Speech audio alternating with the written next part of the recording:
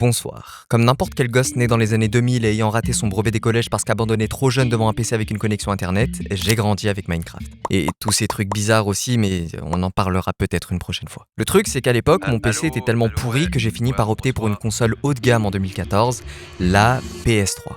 Parce que j'ai d'abord eu une PS2 de 2010 à 2014 que mon oncle, qui avait besoin d'argent à l'époque, avait vendu à mes parents en 2010. Puis ce même oncle, qui avait toujours besoin d'argent, a vendu sa PS3 à mes parents en 2014, qui eux aussi avaient visiblement besoin d'argent pour m'offrir un cadeau d'anniversaire. Sinon, j'aurais eu une PS4 comme tout le monde. Mais le truc qui est génial, c'est que du coup, pour mon anniversaire, j'ai eu une PS3 avec Minecraft. J'y avais déjà joué sur PC en 2011, mais Ouais, on reçoit. c'était pas ça. Et ce qui m'a profondément marqué avec cette version console, à laquelle j'ai énormément joué avec mon frère, c'était les mondes didacticiels. Vous savez, ces mondes avec un gros Minecraft dans le ciel dans lequel on t'apprend à jouer. Ce qui était génial, c'est que ces mondes étaient mis à jour à chaque grosse mise à jour. On est donc passé de ça à ça. Et je les ai tous connus. Enfin, c'est ce que je croyais avant de faire cette vidéo. Génie comme je suis, du haut de mon brevet des collèges raté, je me suis dit pourquoi pas faire une vidéo dans laquelle je rejoue dans chacun de ces mondes. Mais brevet raté veut aussi dire cruel manque de budget, donc impossibilité de faire une vidéo de plus d'une heure. Donc on va fixer une règle très simple, il y a 11 mondes, j'ai le droit de passer seulement 10 minutes par monde, et là vous allez me dire ouais mais ça va durer 2 heures ton truc, et c'est là que vient le coup de maître, le montage. La vidéo va durer entre 10 et 30 minutes, il n'y a pas vraiment de script et j'en ai aucune idée, mais on est parti.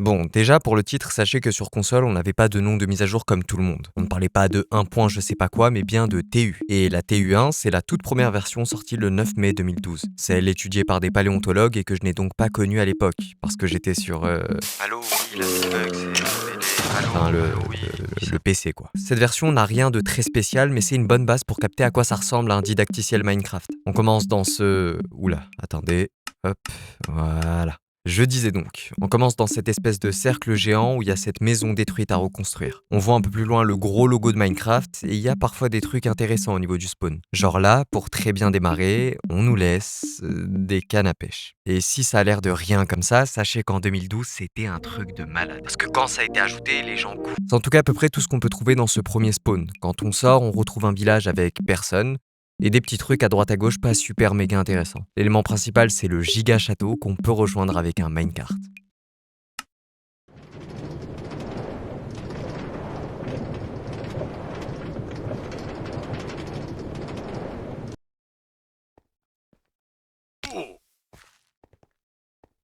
Alors, il est pas super impressionnant, il y a une bibliothèque et un petit port en dessous, mais c'est encore une fois une très bonne base pour voir comment ce château va se transformer avec le temps et devenir l'élément principal de chaque map.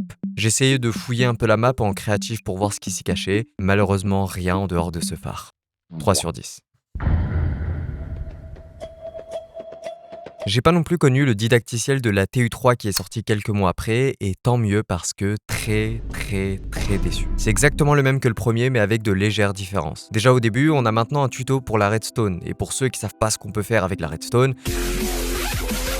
voilà. Bon, vous vous en doutez, je suis pas ingénieur et donc éclaté en redstone, la preuve, la machine que j'ai essayé de créer n'a même pas fonctionné. Mais sinon, celles qui ont été placées par les devs sont très simples mais permettent de vite comprendre comment ça marche. En gros, la redstone c'est le courant, on l'active et ça active des machines qui ont besoin de courant, comme ce merveilleux truc qui pousse des pierres ou encore ce barrage.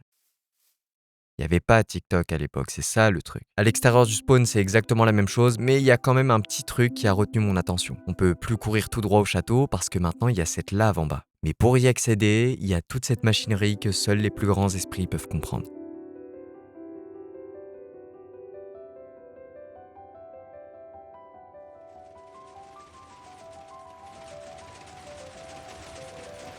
J'ai pas réussi à faire fonctionner ce pont, alors j'ai utilisé des pistons. Le château est le même, le phare est le même, mais il y a ce petit village et cette cascade maintenant. 3,5 sur 10. Le 16 octobre 2012 sortait la TU5, une version que j'ai pas connue. Faut suivre. Mon oncle travaillait à l'époque et n'avait pas encore de console à vendre. Du coup, je la découvre aujourd'hui avec son didacticiel déjà un peu meilleur que les deux premiers. Le spawn est très ressemblant au précédent. Grand cercle, maison détruite, bateau et... Waouh, waouh, waouh. Ça m'a intrigué. Il y a sinon des machines à redstone, les cannes à pêche et voilà. Mais suprême nouveauté maintenant, c'est qu'à la sortie du spawn, il y a un coffre avec un truc qui va changer l'histoire de Minecraft. Un jukebox et le disque 13. Et pour ceux qui savent pas comment sonne le disque 13,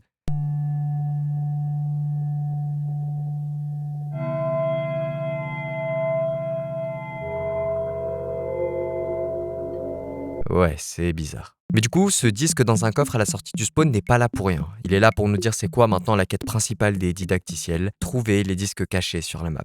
Après ce coffre, on a un train qui nous ramène dans un petit village de pierre totalement vide. Un peu plus loin, il y a un village naturel sur lequel se dresse ce magnifique drapeau et bon, allons à l'antre de la mort. Je suis passé par le côté avant de comprendre qu'il y avait un escalier. Je suis redescendu pour le prendre et la machine. Et maintenant, ça marche.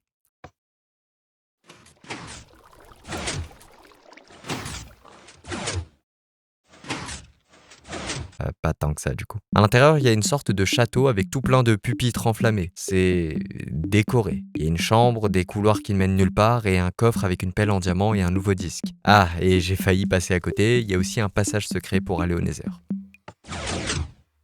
C'est un peu trop vide et bizarrement conçu. Pour ce qui est du reste de la map, on peut trouver un autre village avec un autre drapeau et cette cabane dans laquelle il y a un disque et une hache en diamant. 4 sur 10, c'est toujours pas si ouf que ça, je vous jure que les classiques arrivent bientôt. On est toujours à l'époque des tigres à dents de sabre et des ptérodactyles, donc dans des didacticiels que je n'ai pas connus. Mais en fait, si. Et c'est un peu complexe. Je ne l'ai pas connu à sa sortie, mais quelques années après sur la Xbox 360 de ma cousine. Le truc, c'est que cette Xbox, elle était à mon oncle à la base. Il l'a vendue à ma cousine alors qu'il avait jailbreak. En gros, elle pouvait jouer à tout plein de jeux sans payer, mais n'avait pas accès à Internet. Donc pas accès aux mises à jour de ses jeux, et donc bloquée avec la TU7 de Minecraft, la version sortie le 19 décembre 2012 et sur laquelle j'ai un peu joué du coup, mais des années après. C'est un plutôt bon didacticiel. Le spawn est toujours pareil, canne à pêche, redstone, bateau et disque 13. La très grosse différence à partir de là, c'est que le château a déjà plus une allure de château. Mes souvenirs sont très flous ici, mais je me souviens de l'étage d'en bas avec ce pont fait d'or et de fer qui mène à un de ces fameux disques. Et d'ailleurs, un truc qui va marquer beaucoup de joueurs sur ces mondes, c'est à quel point on pouvait très bien s'équiper dès le départ en minant les blocs décoratifs. Seuls les vrais sauront de quoi je parle. À l'étage, on a une immense bibliothèque qui est là pour nous apprendre à enchanter nos équipements, et quand je vous disais qu'on savait bien nous équiper, on nous offre littéralement tout un attirail d'outils en diamant. GG. De l'autre côté, on retrouve une salle dans laquelle on nous apprend l'alchimie, rien de plus à ajouter. À l'étage, il y a une chambre dans laquelle se trouve un levier qui ouvre un passage que je n'ai pas trouvé.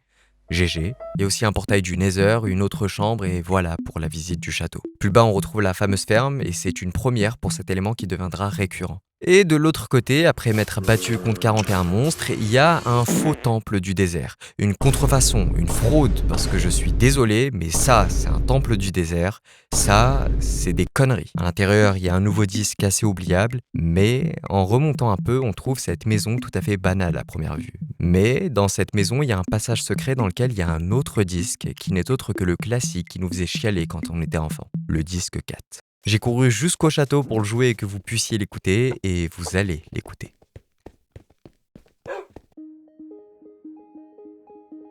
Cette mélodie, c'est des souvenirs. Une enfance passée chez mon pote à jouer à Minecraft à 4 sur un tout petit écran. On était serrés en ces froides nuits d'hiver où l'on découvrait cet étrange monde.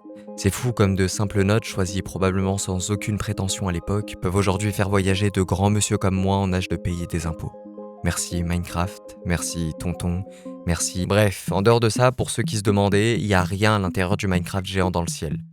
Pour l'instant. Il y a une cabane, un puits et 5 sur 10. C'est un bon monde didacticiel qui nous apprend bien les bases et j'avoue que j'ai un peu de nostalgie pour ce pont sur la lave en dessous du château. Alors, 5 sur 10. Horrible, déception, défaite, échec, plein de mots qui peuvent décrire cette honteuse version du didacticiel sortie le 4 avril 2013. C'est exactement la même chose que la TU7 avec des micro-différences. Il y a genre des tableaux à l'entrée de certaines salles, une tour avec un nouveau disque et un coffre au-dessus du château dans lequel se trouve le disque 11, le disque qui fait peur. Très déçu, j'en étais à me demander si on nous prenait pas pour des cons. Genre 5 mois d'attente pour ça là, je sais pas. 2 sur 10. J'espère que ces incapables vont savoir se rattraper. Je ne sais pas qui a pu dire du mal des devs de Minecraft console, mais sachez que le 23 août 2013, ils vont littéralement lâcher une bombe. Le didacticiel originel, celui avec lequel j'ai découvert le jeu sur console, l'ultime, le magnifique, l'exceptionnel didacticiel de la TU12.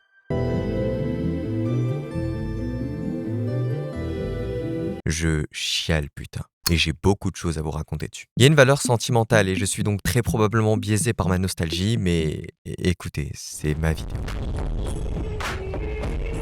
Le spawn emblématique et magnifique est toujours un grand cercle, mais cette fois, il n'y a rien. Cependant, il faut savoir que j'ai passé énormément d'heures dans ce spawn, parce qu'à l'époque, sur console, on nous donnait des étapes à suivre pour apprendre à jouer. Et si on ne les suivait pas, on était bloqué par un mur invisible au spawn. Impossible de monter l'escalier ou de creuser pour s'enfuir, faut suivre les étapes. Mais débile comme j'étais, ne sachant pas lire à l'âge de 8 ans, ce qui est à la fois dramatique et intriguant, je m'acharnais pour essayer de sortir sans envisager de faire ce que le jeu me demandait. Alors je suis resté ici, des heures. Des jours à bâtir toute une vie sans savoir à quoi ressemble le monde au-delà de ces murs.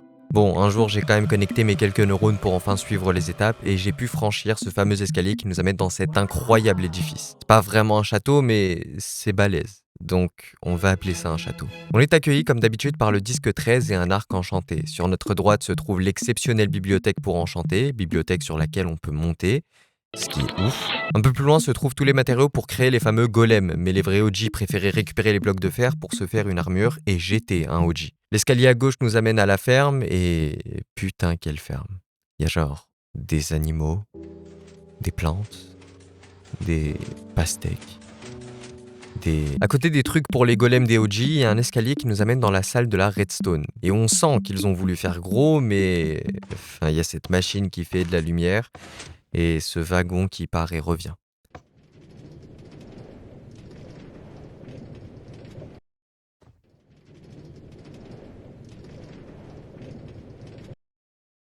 Mais ça reste super. L'étage au-dessus du château n'est pas ultra intéressant à première vue. Il y a genre tout plein de maisons avec tout plein de tableaux et de tapis à l'intérieur. Mais il y a 2 trucs qui m'ont énormément marqué ici quand j'étais plus jeune. Déjà, cette sorte d'hôtel.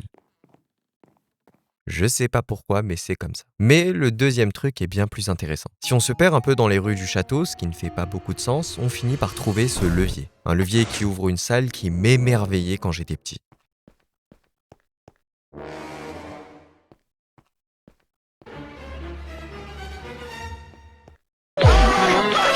C'est genre les égouts du château. Et je vous jure que ça me faisait péter un câble quand j'étais petit. Et le pire, c'est que le disque qu'on trouve ici, c'est 4. La boucle est bouclée.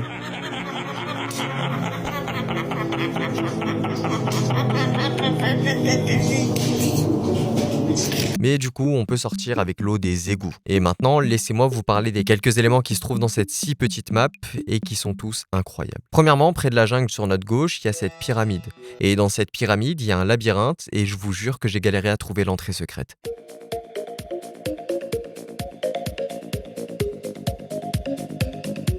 Mais heureusement, la salle secrète nous offre une récompense exceptionnelle, 4 blocs d'or. Alors, si ça peut avoir l'air pas ouf comme ça, sachez qu'en 2013, les gens pleuraient quand ils... Sinon, il y a aussi le disque Chirp qui sonne plutôt bien.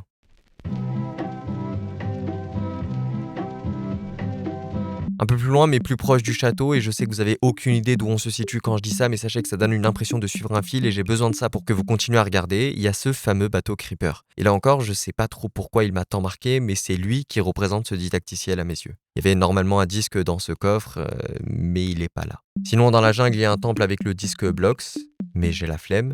Par contre, tout près du spawn, mais à l'arrière cette fois-ci, il y a cette magnifique tour au sommet de laquelle se trouve un disque nommé Wait. Et je pense que je l'aime bien. Vous avez reconnu. Pour terminer avec cet exceptionnel didacticiel, sachez que sur le logo de Minecraft, il y a un levier qui permet d'ouvrir l'intérieur du logo. Et à l'intérieur, il y a un portail du Nether. C'est absolument fou. Et vous savez quoi? Vous allez peut-être crier, courir, j'en sais rien. Mais 10 sur 10, j'en ai plus rien à foutre. Ce monde est incroyable. Alors, la TU14, c'est un peu comme la 9 et la 7. Ce que je veux dire, c'est que c'est exactement le même didacticiel que la TU12, mais il y a de petites nouveautés. Genre une forge à la sortie du spawn, des coffres de l'Ender au milieu du château, les disques qui sont disposés à des endroits différents, cette forge à l'autre bout de la map, ce truc au milieu de la map et tout plein de petites choses assez anecdotiques. Je devrais être en train de pousser le scandale du siècle pour cette honteuse copie sortie presque un an après, le 26 mars 2014, mais vous savez quoi? 11 sur 10, j'en ai plus rien. C'est le monde le plus bizarre de tous. Je saurais pas trop vous expliquer ça, mais il y a une vibe spéciale autour du didacticiel de la TU19 sorti le 18 décembre 2014. Et on va donc un peu changer de ton. J'ai connu ce didacticiel et pourtant c'est celui sur lequel j'ai le moins joué à l'époque. Il y avait un truc malaisant qui émanait de ce monde que je n'ai jamais su expliquer et qui m'a un peu repoussé. Mais j'ai quand même de la nostalgie pour ce monde, mais c'est totalement flou. J'ai que de vagues souvenirs qui ont donné une vibe liminale à mon exploration. Le spawn est toujours le même, seule petite différence c'est que maintenant quand on sort, on est accueilli par des feux d'artifice. Waouh. La place centrale où il y a des tutos pour apprendre à jouer est plus grosse que d'habitude et inclut bien plus d'éléments. Et c'est normal, le jeu évolue, pour ça qu'on fait de nouveaux didacticiels. Chevaux, feux d'artifice, marchandages et encore un train.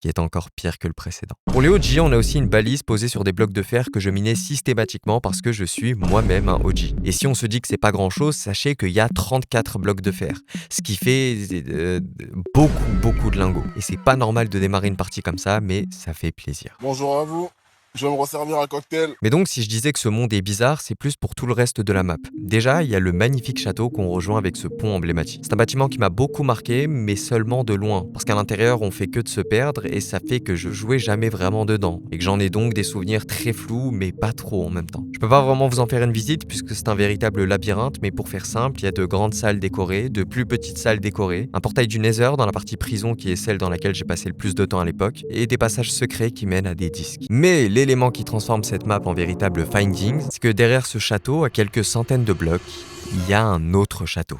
Et c'est pas un petit truc, c'est genre vraiment balèze. Je l'avais complètement oublié, mais quand je l'ai revu, ça m'a rappelé que c'était une zone qui, déjà enfant, me mettait un peu mal à l'aise. Genre, on dirait qu'il n'a rien à faire ici, que cette zone de la map était à part, presque abandonnée. Et si je pouvais ressentir ça à l'époque, avec la décennie qui est passée, c'est super amplifié. À l'intérieur, c'est la même chose, plein de pièces qui forment un géant labyrinthe, même si on s'y retrouve déjà un tout petit peu mieux. Mais le truc qui donne cette fois-ci une place dans les abysses d'un iceberg des endroits les plus involontairement flippants du jeu vidéo, c'est l'autre bout de la map où il y a cet énorme bateau et cette...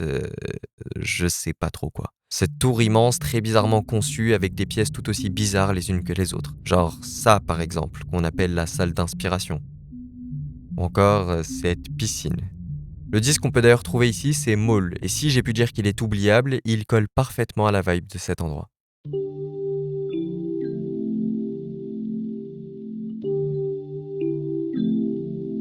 Je sais pas si c'est parce que c'est lié à des souvenirs de gosses illettrés, mais je trouve qu'il y a vraiment une vibe étrange, presque angoissante à cet endroit. On dirait qu'il y a eu de la vie, mais il y a genre très longtemps, et que ça a pas trop de lien avec les châteaux. Et ce qui l'appuie encore plus, c'est qu'à l'extérieur, dans un petit jardin, il y a un hommage à tous les développeurs de chez KG Studio, et on dirait un putain de cimetière. Je vous jure que c'est chelou. Mais sinon, pour un peu de positivité, il y a cette salle dans laquelle j'écoutais le disque 4 avec mes amis. Je me souviens qu'on lançait le didacticiel juste pour venir ici, mais tout ce qu'il y a autour est très flou dans ma tête. 7 sur 10. Parce que ça fait peur. On fait le plus gros saut dans le temps jusqu'ici parce que le prochain didacticiel n'arrivera qu'à la TU31, sortie le 18 décembre 2015, soit un an plus tard, et je vous assure qu'ils n'ont pas chômé. C'est littéralement le meilleur didacticiel de l'histoire. Je suis peut-être un peu biaisé. J'ai un peu trop de choses à vous dire sur ce monde et c'est pourquoi à partir de là, le format va un tout petit peu changer pour éviter que ça dure 2 heures. On arrive aux 3 derniers didacticiels qui sont de très loin les plus aboutis et on peut donc dire que c'est un peu la partie 2 de la vidéo. Et c'est aussi le moment où je dois vous expliquer des trucs un peu techniques. Si j'en ai pas parlé jusque-là, sachez que les mondes sur console à l'époque ne faisaient que 1024 blocs sur 1024 blocs. Ça peut avoir l'air énorme comme chiffre, mais sachez que sur PC, c'est 60 millions. Il y a des gens qui essaient d'atteindre le bout de la map depuis 2004 sur PC, quand sur console, aller d'un bout à l'autre prend littéralement 5 minutes. Et je sais, ça a l'air d'être un énorme défaut. Mais laissez-moi vous convaincre en 2 points que c'était pas si mal que ça. Premièrement, ça rajoute un petit charme. Oui, c'est pas très argumenté et totalement subjectif, mais écoutez. Deuxièmement, et là je vais peut-être vous faire lâcher un petit... pourquoi pas, c'est possible. Un monde aussi petit, ça permet d'en faire entièrement un terrain de construction et donc de personnaliser entièrement la map. Et si nous, simples mortels, avons la flemme de le faire, KG Studio, eux, vont commencer à en abuser pour mon plus grand plaisir à partir de la TU31. Genre toute la partie jouable de la carte est recouverte de construction. Et si vous voulez comparer jusque-là, voici une carte de chaque didacticiel qu'on a pu voir dans l'ordre.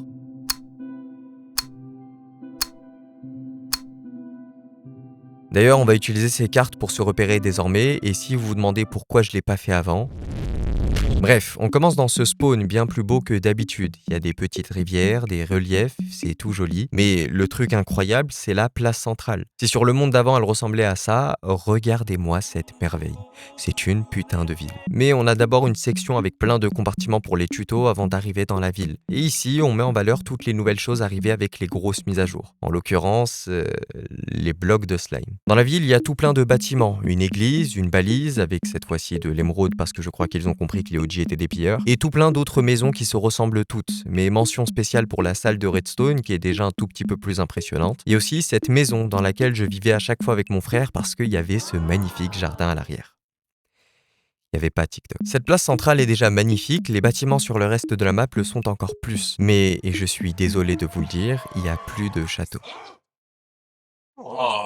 En revanche, il y a ces putains de cathédrales géantes en grès qui sont absolument magnifiques. Une est finie, avec un intérieur dans lequel on peut se prendre pour Edward Canoë, le protagoniste du meilleur jeu de pirate assassin de l'histoire, et peut-être aussi le seul d'ailleurs. Et l'autre qui est entièrement détruite et dans laquelle je faisais ma base pour me donner l'impression de jouer à Fallout. Le budget. Mais en dehors de toute vanne, c'est vraiment très joli et assez grand pour qu'on se sente tout petit. C'est genre vraiment énorme. Comme je l'ai assez répété, il y a tout plein de trucs sur le reste de la map. Déjà, à côté de l'église détruite, il y a je sais pas comment ça s'appelle, mais il y a de l'eau qui tombe et c'est stylé. Pas très loin, il y a un hôtel absolument random. Encore à côté, il y a littéralement une autre petite ville construite sur de l'eau, rappelant la fameuse ville italienne de la romance, Marseille. Et d'ailleurs, dans une des maisons, il y avait, je pense, une fête de monstres sur le toit, et je me sentais un peu comme les chasseurs de fantômes sur TikTok à courir partout pour les trouver. Sinon, il y a des maps un peu partout sur la map, une putain d'autres cathédrales en grès orange qui n'est pas du tout finie mais qui en impose sa mère, une arche, des roller coasters dans le biome des arbres géants mis en valeur car ajouté à la TU31, un porte-manteau, la base virale VPS, des vélos.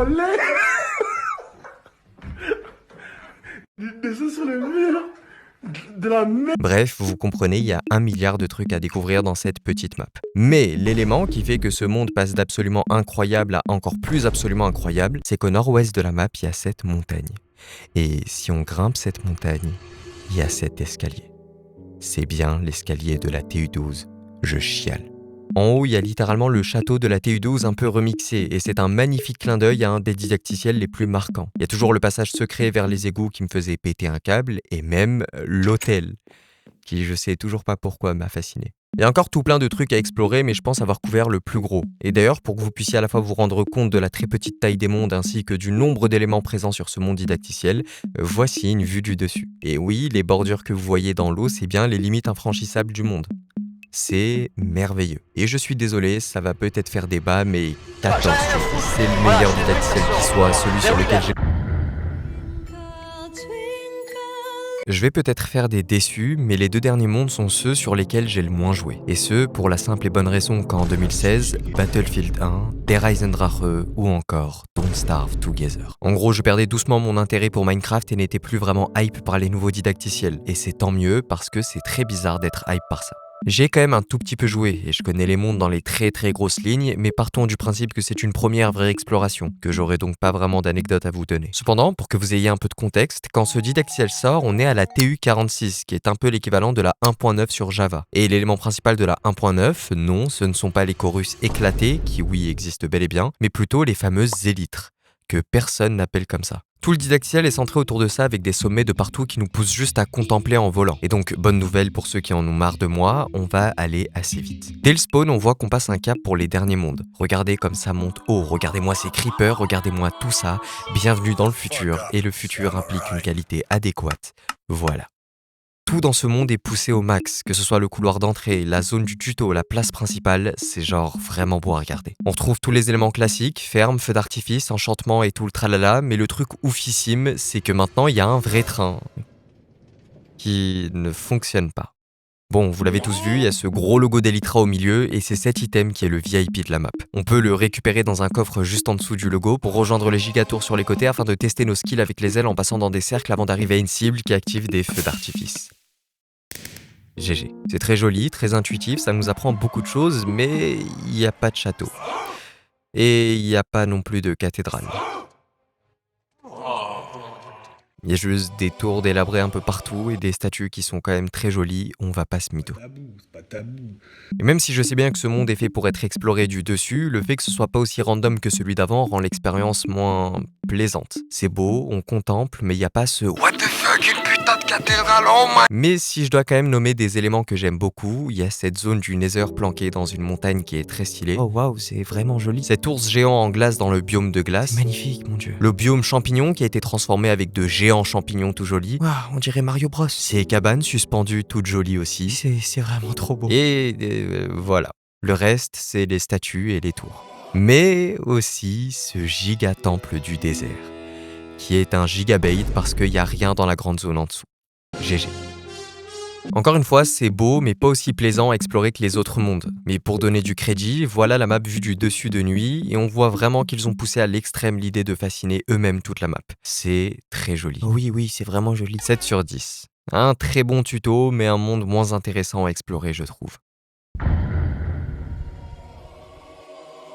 Le 11 décembre 2018 sortait le tout dernier didacticiel de Minecraft. Et vous vous en doutez, j'ai pas de grandes affinités avec. Il arrive dans la période où j'ai complètement lâché Minecraft, mais pourtant, je m'en souviens assez bien, sans que je sache trop pourquoi, puisque je n'y ai pas vraiment joué. Mais pour faire les choses bien et rendre hommage à ce dernier représentant de l'enfance et l'insouciance de beaucoup de personnes, et aussi pour vous donner une raison à ce que cette vidéo s'arrête plus vite que prévu parce que j'ai passé un peu trop de temps pour une petite vidéo à la con sur les didacticiels comme je l'appelais moi-même, on va faire un truc plus contemplatif. Surtout qu'il y a tellement d'éléments que voilà quoi. Le spawn est magnifique. On atteint le sommet, le paroxysme, la jugulaire de KG Studio qui se permet de faire ça. C'est beau, mais ça l'est beaucoup moins que la zone principale qui... Enfin, regardez quoi. J'ai même pas envie de vous parler des tutos, juste de vous dire de contempler toutes ces merveilles et c'est... Ok, j'ai vraiment plus le temps et j'ai largement dépassé les 10 minutes sur mon gameplay, mais je vais quand même faire les choses bien. S'il y a une grande zone d'eau en plein milieu, c'est car cette mise à jour est l'équivalent de la 1.13 sur Java, celle où les océans ont été refaits. Donc on peut s'amuser avec les tout petits poissons et découvrir les coraux. D'ailleurs pour ça qu'on peut retrouver plus haut une zone dédiée au trident dans laquelle on peut tester notre aim avant une bonne vieille partie de Paladin, le jeu qui voulait concurrencer Overwatch mais qui a été abandonné par son studio par manque de fonds et c'est malheureux parce que je vous jure que j'étais quelqu'un sur Eevee quand je sautais partout avec son spell pour revenir. J'aimais l'appeler la Zoé de Paladin parce que ça fonctionnait comme son R, mais le truc le plus fou en vrai c'est qu'à l'image du didacticiel d'avant, les élytres que personne n'appelle comme ça sont remises à l'honneur avec leur zone dédiée depuis laquelle on peut décoller pour réexplorer à nouveau l'entièreté de la map conçue principalement de pics et aussi de ce genre de cascade absolument magnifique. Et si vous suivez ce que je dis, vous savez que je suis pas fan de ce genre de choses, mais il y a quand même des statues ma foi très stylées, comme tous ces mobs méchants au-dessus du grand manoir au nord de la map. C'est joli, il y a de quoi contempler, la zone du tuto est très bonne et 8 sur 10, j'aime bien. Conclusion, c'est fou comme de simples mondes censés n'être que des tutos qui avaient vraiment une sale gueule à la base ont pu se transformer avec le temps pour devenir la représentation même de Minecraft. On pourrait se contenter d'un vieux panneau avec écrit c'est quoi les bails pour apprendre à jouer, mais pourquoi pas foutre un ours en glace, une géante pioche en diamant ou des cathédrales qui font la taille d'une cathédrale. C'est beau et c'est surtout ça Minecraft. Pousser les choses à tel point qu'un random avec un peu trop de temps libre finit par faire une vidéo de 30 minutes dessus en speedrunnant la fin parce que faut pas trop déconner. Mais pour finir sur une vraie note dramatique, au fond, ces mondes c'était avant tout une invitation à apprendre, à comprendre ce monde étrange puis à l'explorer. Chose qu'on a su faire et puis le temps est passé. On a pu suivre l'évolution d'un jeu à travers des mondes qui n'étaient censés être que de simples tutos et qui au final peuvent aussi refléter toute l'enfance et la naissance du jeune adulte que je suis devenu. Triste, désintéressé et profondément nostalgique. Je me revois bloqué dans ce spawn, courir sur le pont du château, explorer pour la première fois cette cathédrale, mais aujourd'hui, en y rejoignant, je me retourne et revois cette maison délabrée présente dans chacun des didacticiels. La représentante même du non-accomplissement qui définit parfaitement la nostalgie et qui éveille ce besoin de retour et... Bon, en vrai, je veux juste te dire, avouez, personne n'avait fini cette maison au spawn PTDR, mais 7h41 du matin, j'ai perdu tous mes talents en poésie. Merci d'avoir regardé, c'était sympa. Bisous bisous.